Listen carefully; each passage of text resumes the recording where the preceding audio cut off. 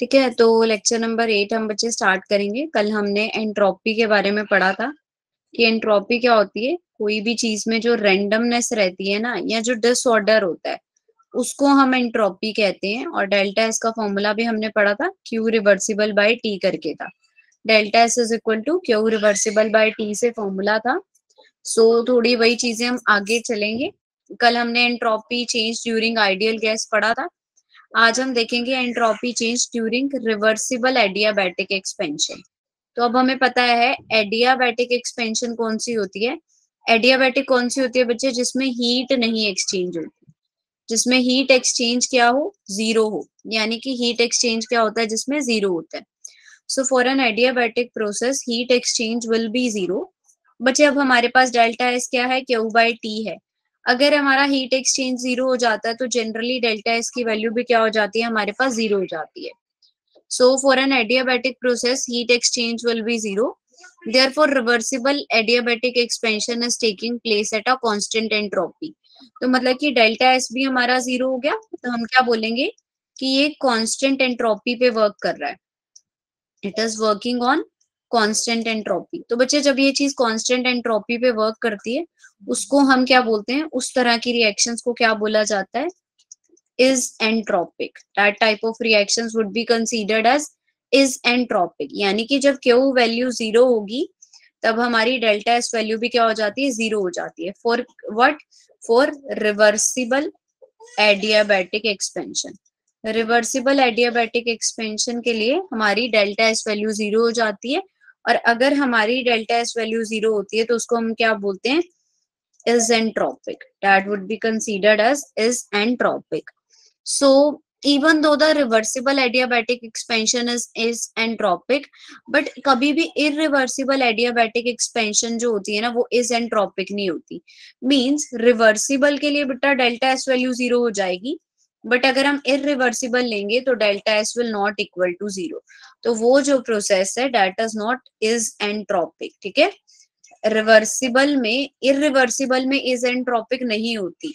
क्यों, रिवर्सिबल में तो बेटा हीट एक्सचेंज होती ही नहीं है। हम क्या बोल रहे हैं, एडियाबैटिक क्या प्रोसेस है जिसमें हीट एक्सचेंज जीरो हो। ठीक है, तो अब बच्चे अगर इरिवर्सिबल प्रोसेस है, इरिवर्सिबल में क्यों ही हीट एक्सचेंज होगी। इरिवर्सिबल प्रोसेस का मतलब है कि आपने एक बार हीट दे दी तो रिएक्शन हो रही है। अब जब हीट एक्सचेंज ही नहीं होती इरिवर्सिबल में, तो हम क्या कह सकते हैं उसको, फिर हम एडियाबैटिक नहीं मेंशन करेंगे, क्योंकि इरिवर्सिबल प्रोसेस कौन सी होती है, जिसमें हम हीट दे के कोई रिएक्शन कराते हैं। So that type of reaction is would be considered as in isentropic in nature. तो उस केस में डेल्टा एस जो है वो जीरो के इक्वल नहीं होता। तो ये बात सबको समझ आई, entropy change during reversible adiabatic expansion. Yes ma'am. Great, ठीक है। चलो, किसी को फास्ट लगे तो वो बोल सकता है, कोई इतनी बड़ी बात नहीं है, हम नेक्स्ट लेक्चर में भी कवर कर सकते हैं चीजों को। ठीक है ना, इतनी बड़ी बात नहीं है। तो अगर कोई लगे, मैम स्क्रीन एक बार शो कर दो, नोट्स बना रही हूँ तो इसलिए। हाँ हाँ फॉर श्योर। ठीक है, वैसे मैंने शेयर कर दिए, कल वाले मेरे रह गए थे, तो देखो आज ग्रुप में वो मैंने शेयर कर दिए हैं। नोट्स में साथ की साथ ही शेयर कर दिया करूंगी, क्योंकि बाद में थोड़ा माइंड से हमारे भी निकल जाता है। तो दैट वुड बी ओके। आप बना रहे हो साथ में, ये तो बहुत अच्छी बात है Kanak, this is really very good thing बेटा। ठीक है, यस क्योंकि मैम, अपनी मैं लैंग्वेज चेंज में, कर दूँ स्लाइड। हाँ अपनी लैंग्वेज में जब हम लिखते हैं ना, तो वो हमें ज्यादा समझ आता है। ये तो आप भूल जाओगे, अभी समझाने के लिए मैंने इतनी सारा कुछ लिख दिया तो आपको याद रहेगा, बाद में नहीं याद रहता अगर बाद में देखते हैं। चलो, अब नेक्स्ट हम बेटा बात करेंगे आइसोबैरिक प्रोसेस की। आइसोबैरिक प्रोसेस कौन सी थी, जिसमें प्रेशर कांस्टेंट रहता है, जिसमें क्या रहता है, हमारा प्रेशर कांस्टेंट था। तो प्रेशर कांस्टेंट में हमने डेल्टा यू की वैल्यू, बेटा हमने डेल्टा एस पढ़ा था ना, n of C v log natural T2 by T1 plus n R log natural V2 by V1। ये फॉर्मूला हमने लास्ट लेक्चर में पढ़ा था डेल्टा एस का। तो वो क्या कह रहे हैं, प्रेशर कांस्टेंट है। तो जब बच्चे प्रेशर कांस्टेंट होता है ना, तो हम ये प्रेशर वाली वैल्यू नहीं लेंगे। ठीक है ना, क्योंकि यहाँ पे हमने जो वैल्यू लिखी थी ना, PV is equal to nRT से प्रेशर की ही वैल्यू लिखी थी। Yes, we just wrote the value of pressure only. अरे अरे, ठीक है, हमने किसकी वैल्यू लिखी थी बेटा, सिर्फ प्रेशर की। तो हम प्रेशर वाली टर्म नहीं लेंगे, हम सिर्फ फर्स्ट वाली टर्म लेंगे। फर्स्ट वाली टर्म हमारे पास क्या था, NCV log natural T2/T1। Delta S में हमारे पास ये थी ना एनसीवी। अब क्या बोला गया कि आइसोबैरिक प्रोसेस है। आइसोबैरिक प्रोसेस का क्या मतलब होता है कि बच्चे प्रेशर कांस्टेंट है। तो सीवी की जगह आप क्या लिख दोगे, आप Cp, nCp log natural T2/T1। This is equal to delta S system क्या हो जाता है, एनसीपी लॉग नेचुरल T2/T1। तो अगर यहाँ पे बच्चे आइसोकोरिक प्रोसेस है, आइसोकोरिक क्या होता है, जिसमें वॉल्यूम कांस्टेंट हो। ठीक है ना, तो आपको तो पता है चेंज ही पी डीवी था बच्चे, वॉल्यूम कांस्टेंट है तो डीवी 0 हो जाएगा। तब भी हम सिर्फ पहले वाली टर्म लेंगे, यानी कि एनसीवी लॉग नेचुरल T2/T1 ही लेंगे। तो ये चीज हमने यहाँ पे मेंशन कर दी कि डेल्टा एस क्या रहेगा हमारा, n of Cv log natural T2/T1। और डेल्टा एस जो है वो किस केस में, फॉर सराउंडिंग, एक मिनट पेन चेंज कर देते हैं, इसमें ना व्हाइट पे व्हाइट नहीं दिखता। सो नेक्स्ट है बच्चे for surrounding, delta S surrounding is equal to minus of delta S system. जब भी रिवर्सिबल प्रोसेस होता है ना, तो सराउंडिंग और सिस्टम जो है एक दूसरे के नेगेटिव होते हैं। डेल्टा एस सराउंडिंग जो है वो किसके इक्वल होगा, माइनस डेल्टा एस सिस्टम के, for reversible process. And delta S surrounding क्या हो जाता है बेटा, इरिवर्सिबल के लिए Q/T। तो ये चीज हमेशा ध्यान में रखनी है। रिवर्सिबल में चाहे वो हमारे पास आइसोबैरिक हो या आइसोकोरिक हो, डेल्टा एस सराउंडिंग जो है that would be equal to minus of delta S system. और डेल्टा एस सराउंडिंग हमारी किसके इक्वल है, Q रिवर्सिबल बाय T के। इसके इक्वल हो जाती है Q रिवर्सिबल बाय T के। और फॉर सराउंडिंग क्या होता है, delta S surrounding is equal to minus of delta S system. तो ये किसके इक्वल होती है, माइनस डेल्टा एस सिस्टम के, यानी for reversible. And delta S surrounding किसके इक्वल होता है, Q/T के, यानी कि इरिवर्सिबल की फॉर्म में। ठीक है, तो सराउंडिंग में भी सेम चीज है, और हमारे पास रिवर्सिबल और रिवर्सिबल सेम रहेंगी, चाहे प्रोसेस हो आइसोबैरिक या फिर वो आइसोकोरिक। ठीक है, ये बात सबको क्लियर है। Yes ma'am. Any problem up to this.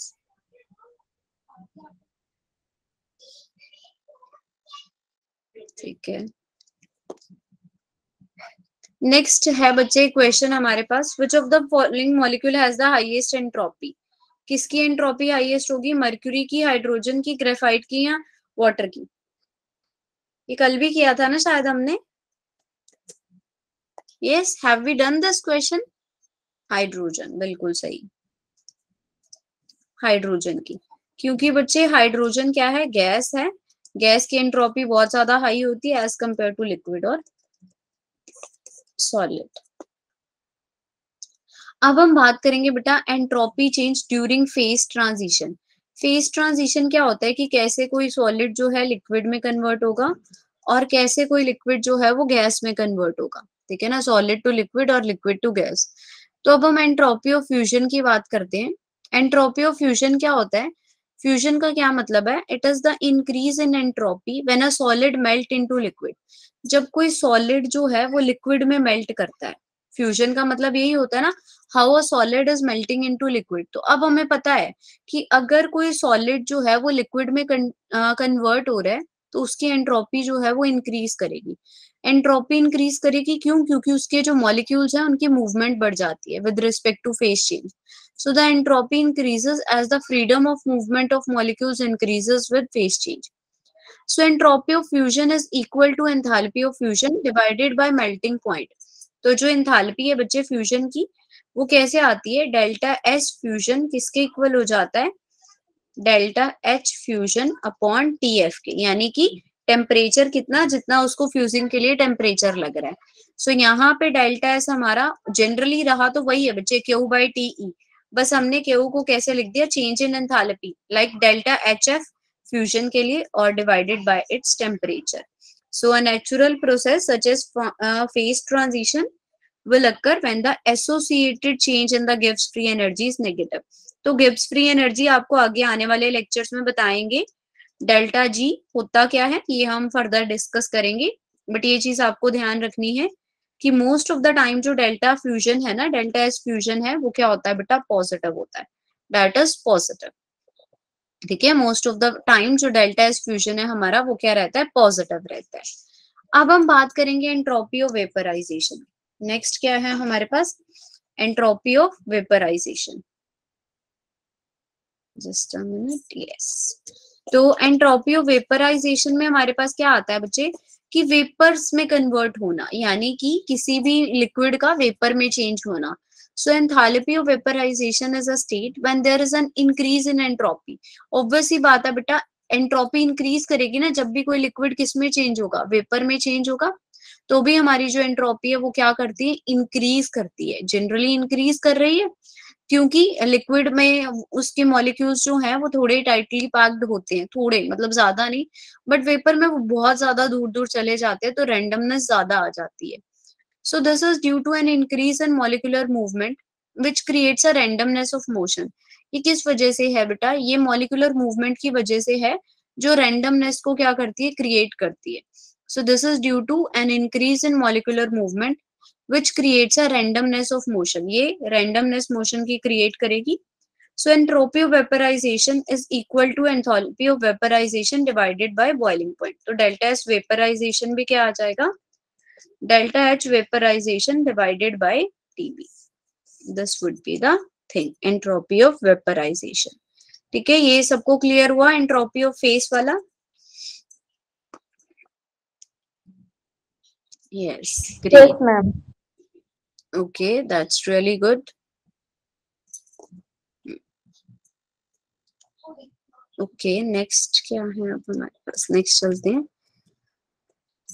So entropy change of vaporisation at constant pressure. Constant pressure पे बच्चे हम उसको लिख सकते हैं delta H P by T. Constant volume पे हम इंटरनल एनर्जी के थ्रू उसको दिखा सकते हैं delta U at internal constant volume divided by T, and for constant volume again delta H B by P. Pressure के साथ भी आप इसको अच्छा अच्छा अच्छा, ये तो क्वेश्चन है, मैंने क्या, मैं भी देख, चलो सॉरी फॉर दिस। नेक्स्ट, ये इसमें से हमें सही ऑप्शन बताना है कि delta S P vaporisation at constant pressure. Constant pressure किसके through, S P delta H P by T, volume वाला, ये वॉल्यूम वाला है, और नन ऑफ द अबव। इनमें से प्रेशर वाला कौन सा होगा, एक सेकेंड रुको, मैं पोल रेस करती हूँ, आप उसमें आंसर करोगे, चैट में नहीं बताना, पोल में सबने आंसर बताना है।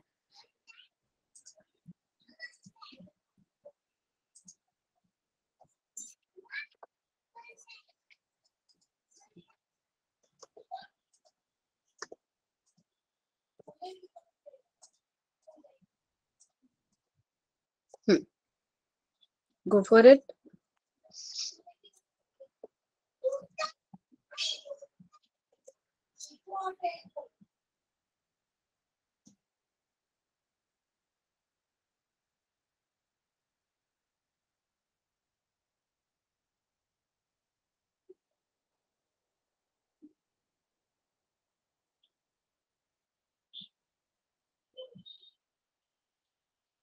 Yes, very good.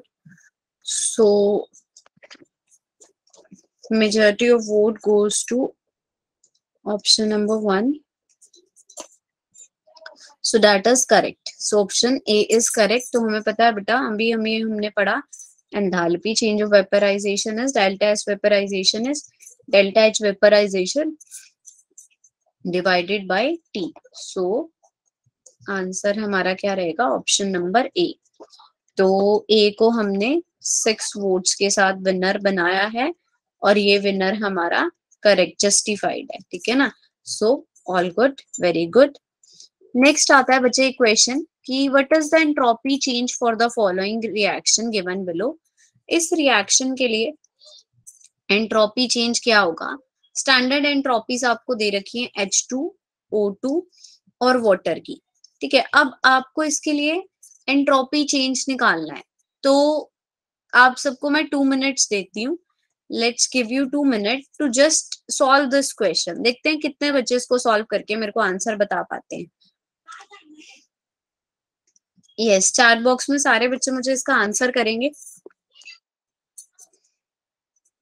थोड़ा सोच के, कोई बात नहीं है, रैंडमली आंसर करने की जरूरत नहीं है, आप सोच लो।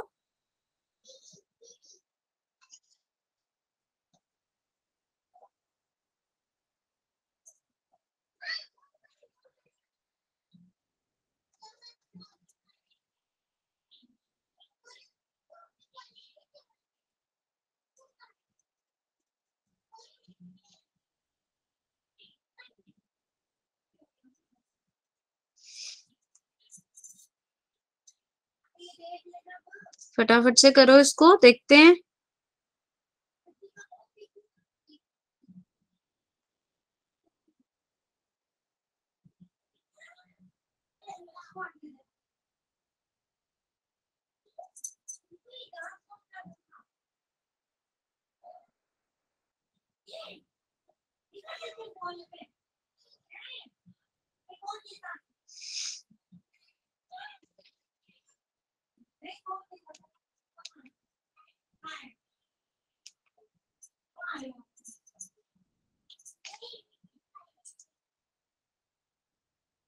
यस, फटाफट से करो ट्राई, देखते हैं कितने बच्चे बना पाते हैं। बाकी मैं तो करवाऊंगी, उस बात की टेंशन नहीं लेनी।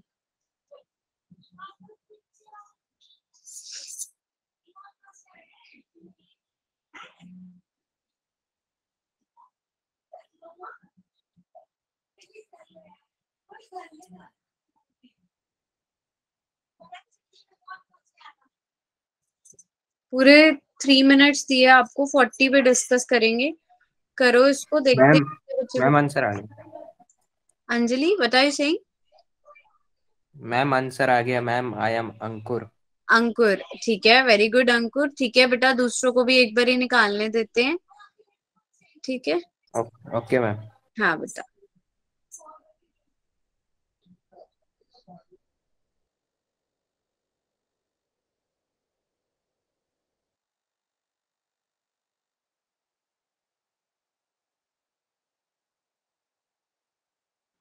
ग्रेट, हन्नू का भी आंसर आ गया है। वैसे तो बहुत इजी है ये, इतना टाइम लगना नहीं चाहिए, बट कोई बात नहीं बेटा, आप टाइम लो, बट इसको एक बार ही सॉल्व करो सारे बच्चे। जब मैं बताऊंगी ना, आप बोलोगे ओ मैम ये तो इतना इजी था। यस, कनक, राकेश, मधु, रिंकी।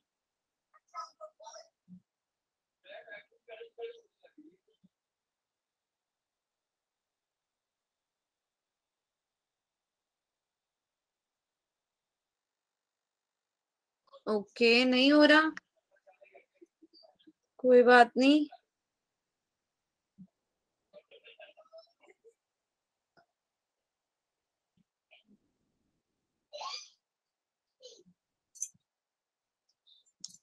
ठीक है, काफी बच्चों का तो आंसर सही आ रहा है। देखो इसको बेटा डिस्कस करते हैं। देखो हमारे पास क्या होता है कि डेल्टा एस हमें निकालना है बच्चे। तो डेल्टा एस की वैल्यू क्या रहेगी, summation of S of product minus summation of S of reactant. अब बच्चे प्रोडक्ट में वाटर है, मतलब 2 इसका कॉफिशिएंट है, तो 2 इंटू वाटर की वैल्यू क्या है हमारे पास 68। सो 2 into 68 minus summation of reactant में हमारे पास 2 थे, 2 इंटू वैल्यू ऑफ हाइड्रोजन, यानी कि 126.6 प्लस, और ऑक्सीजन का इतना ही है 201.20।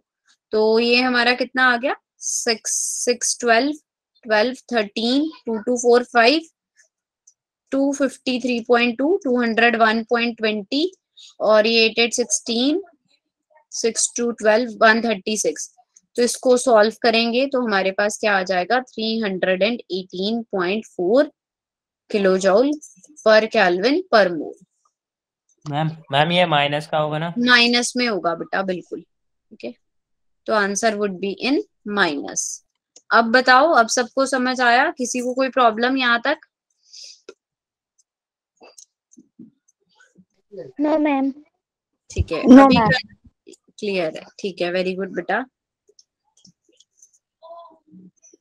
अब नेक्स्ट क्वेश्चन देखो, if S note for H2Cl2 और HCl के लिए दे रखी है, तो निकालनी है आपको एंट्रोपी। अब तो मैंने एक करवा दिया, ये वाला हो जाएगा।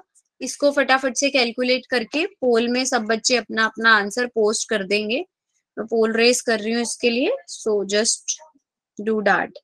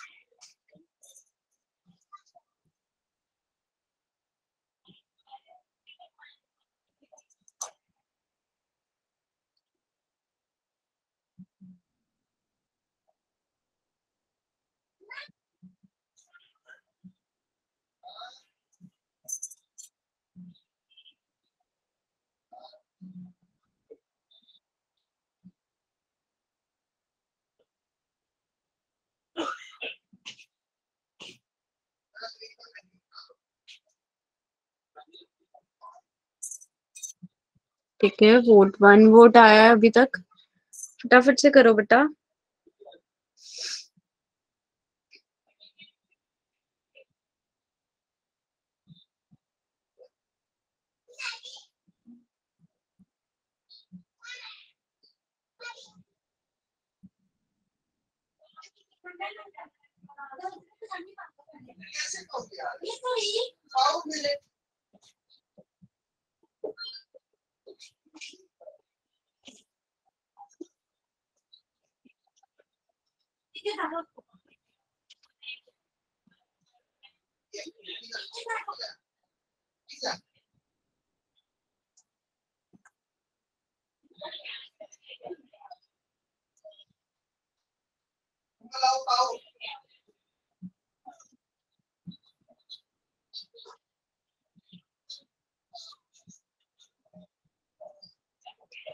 ए को 3 वोट्स मिली हैं और सी बेचारे को 1 ही वोट मिली है, और इतने सारे 16 स्टूडेंट्स में से बच्चे वोट ही कम कर रहे हैं।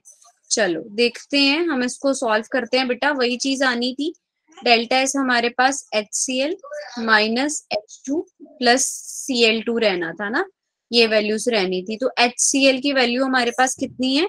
0.19। HCl की वैल्यू हमारे पास बचे 0.19 है, माइनस H2। अच्छा, ये इंटू 2 टाइम्स होनी है, and this is equal to 0.13 plus 2 times क्यों? यस, क्या बोल रहे हो बेटा? मैं आपने बोला ना 2 टाइम्स होगी, तो 2 टाइम्स क्यों? ये देखो बच्चे, कॉफिशिएंट जो होता है ना वो भी मल्टीप्लाई करना होता है। यहाँ पे 2HCl है ना, जैसे हमने यहाँ पे कॉफिशिएंट से मल्टीप्लाई किया था, देखो 2 इंटू एस वाटर लिखा था, 2 वाटर मॉलिक्यूल थे ना, तो कॉफिशिएंट से मल्टीप्लाई करना होता है। यहाँ भी 2HCl है तो 2 से मल्टीप्लाई करेंगे, तो ये कितना आ गया? 0.34, 99 नहीं 0.38, और ये वाला हमारा कितना हो जाएगा? 13 प्लस 22 यानी कि 0.35। तो आंसर कितना आया हमारा? 0.30 किलो जॉउल में। आंसर हमें जॉउल में दे रखा है, सो मीन्स 0.30 इंटू 1000, तो ये कितना हो जाएगा? 30 जॉउल पर केल्विन पर मोल। तो हमारा करेक्ट आंसर क्या आएगा? Option number A. तो हमारे मेजॉरिटी ऑफ स्टूडेंट्स ने भी ऑप्शन ए को ही वोट किया था। ठीक है, 5 वोट्स मिली थी हमारे ऑप्शन नंबर ए को, तो उन्हीं 5 वोट्स के साथ हमारा ऑप्शन जो है वो जीत जाता है। सो ए हमारा विनर है, जो कि जस्टिफाई कर रहा है। ठीक है, क्लियर है? अब एक और क्वेश्चन करते हैं बच्चे। Entropy change in the fusion of 1 mole of a solid melting at 27 degree Celsius.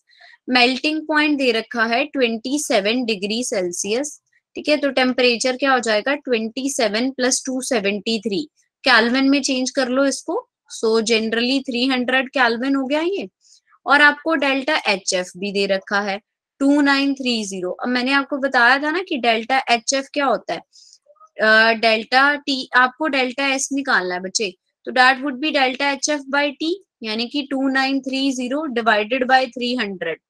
तो 3 पे इसको करेंगे, 3 9 27 27 और 2 इधर 7, 9.77 जॉउल पर केल्विन पर मोल, यानी कि ऑप्शन नंबर 1। सो इसका आंसर हमारा क्या रहेगा? ऑप्शन 1, क्योंकि हमें पता है डेल्टा इसकी वैल्यू क्या होती है बेटा?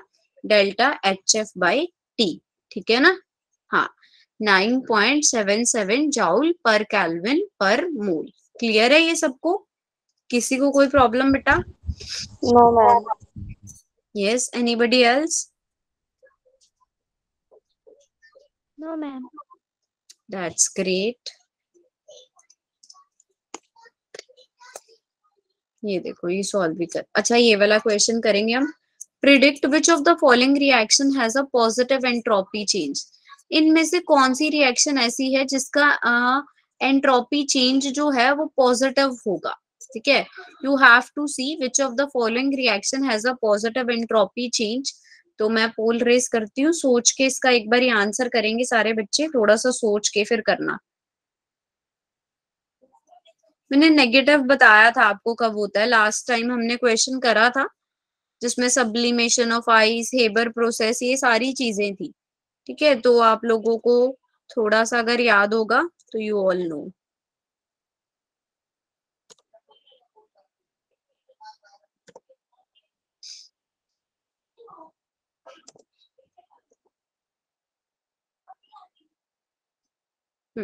गो फॉर इट, सोच समझ के आंसर करना।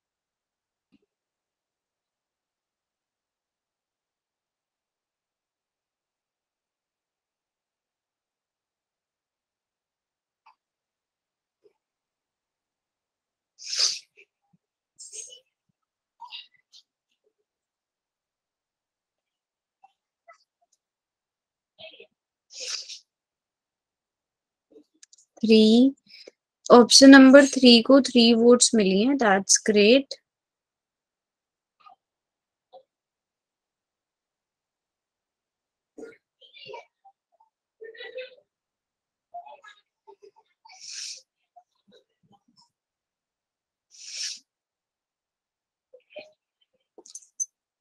Six votes to option number 3, that's great. मतलब कि हम ऑप्शन नंबर 3 को कितनी 6 वोट्स दे रहे हैं। वोटिंग के हिसाब से ऑप्शन 3 को सबने चूज किया है। अब हम कॉन्सेप्ट के हिसाब से भी ऑप्शन सी को ही चूज करेंगे। देखो बेटा, डेल्टा एस क्या है? Product minus reaction. तो जब हम कंपेयर करेंगे ना स्टैंडर्ड मोलर एंट्रोपी सब्सटेंस की, तो हमें पता है कि स्टैंडर्ड मोलर एंट्रोपी जो होती है ना, वो गैस की ज्यादा होती है लिक्विड से, ठीक है, और लिक्विड की ज्यादा होती है सॉलिड से। अब अगर आप यहाँ पे देखोगे ना, तो इधर देखो ये सॉलिड है, सॉलिड में से आप लिक्विड की माइनस कर रहे हो, तो ऑब्वियसली लिक्विड की ज्यादा है। अगर आप सॉलिड माइनस लिक्विड करोगे ना बेटा, तो हमारे पास क्या रहेगा? लिक्विड की ज्यादा होगी। मान लो इसकी 10 है तो इसकी 20 होगी, तो ये माइनस की वैल्यू देगा, तो ये चीज नहीं हो सकती। अब ये गैसेस में से गैस माइनस करेंगे तो हमारा हो सकता है कि गैसियस में ये थोड़ा ज्यादा पर्टिकुलर था, तो इधर नंबर ऑफ मोल्स भी बच्चे इंक्रीज कर रहे हैं, नंबर ऑफ मोल्स भी बढ़ रहे थे, ठीक है ना। इसके नंबर ऑफ मोल्स 2 थे, इसके 1 थे, तो इस वजह से भी एक रीजन रहेगा कि इसकी एंट्रोपी पॉजिटिव होगी, ठीक है, ये चीज। अब यहाँ पे नंबर ऑफ मोल्स बच्चे, ये चीज में नंबर ऑफ मोल्स हमारे क्या हो रहे हैं? यहाँ भी बढ़ रहे हैं, रिवर्सिबल प्रोसेस है, नंबर ऑफ मोल्स हमारे यहाँ भी बढ़ रहे हैं। तो नंबर ऑफ मोल्स जब बढ़ते हैं तब वो पॉजिटिव एंट्रोपी शो करते हैं। तो हमारा आंसर क्या होगा? ऑप्शन 3। वैसे मैंने आपको हिंट दे ही दिया था कि लास्ट टाइम भी हमने किया था, तो वही चीज की रेपिटेशन थी। देखो इसी तरह से क्वेश्चन आते हैं बच्चे, बस थोड़ा बहुत आगे पीछे रिपीट हो जाता है, ठीक है। ये क्लियर हुआ सबको? Yes ma'am. ठीक है, ये लास्ट क्वेश्चन है हमारा। Using the following values for entropy determine if a reaction would be spontaneous. देखो रिएक्शन स्पॉन्टेनियस मैंने आपको पहले ही बोला था कि ये जो क्वेश्चन है ना स्पॉन्टेनियस के, वो जो मैंने 3 पॉइंट्स आपको लिखवाए थे टू बी रिमेम्बर्ड, कि वो जरूर पूछे जाते हैं। तो उसमें क्या था कि डेल्टा एस अगर हमारा क्या होगा? पॉजिटिव होगा तो वो स्पॉन्टेनियस होती है, ठीक है ना। तो डेल्टा एस हम कैसे निकालते हैं? पॉजिटिव होता है तो वो क्या रहती है? स्पॉन्टेनियस। और अगर नेगेटिव होता है तो बच्चे वो नॉन स्पॉन्टेनियस हो जाती है। सो अब दोनों वैल्यूज हमें दे रखी है, एक ये 30 केल्विन है और एक है 50 केल्विन। अगर हम टोटल भी करें 30 + 50 हमारा 80 आ रहा है बच्चे, इसका टोटल करोगे मतलब माइनस ही होगा, ये -25 -15 आएगा, ये 25 ठीक है ना, -25 होगा। तो बच्चे ये नेगेटिव है, नेगेटिव में मैंने बोला था ना कि जब हमारा डेल्टा एस टोटल जो है वो नेगेटिव हो तो रिएक्शन कैसी होती है? नॉन स्पॉन्टेनियस नेचर की होती है। बट यहाँ पे हमारी रिएक्शन डेल्टा एस पॉजिटिव है, पॉजिटिव है तो बच्चे कैसी होगी? स्पॉन्टेनियस होगी। तो इसमें हमारा फर्स्ट वाला आंसर आ जाएगा, ठीक है। ये याद है ना सबको? मैंने पहले ही बोला था कि ये तीनों के पॉइंट्स के बेस पे आते हैं क्वेश्चन। सो ये क्लियर हुआ सबको? Yes ma'am. ठीक है, सो दैट्स ऑल। मैंने क्वेश्चंस तो आप लोगों से कराने थे, थोड़ा टाइम को ध्यान में रखते हुए मैंने काफी क्वेश्चंस खुद ही कर दिए, तो अगली बार से ऐसा कोई ग्लिच होगा नहीं, तो मैं होप करूंगी कि सारे क्वेश्चंस आप लोग सोल्व करोगे, मुझे मेहनत नहीं करवाओगे, है ना? डन है फिर? Yes ma'am. So that's really great. ठीक है, किसी भी बच्चे को कोई प्रॉब्लम तो नहीं है? Anyone having any problem up to this?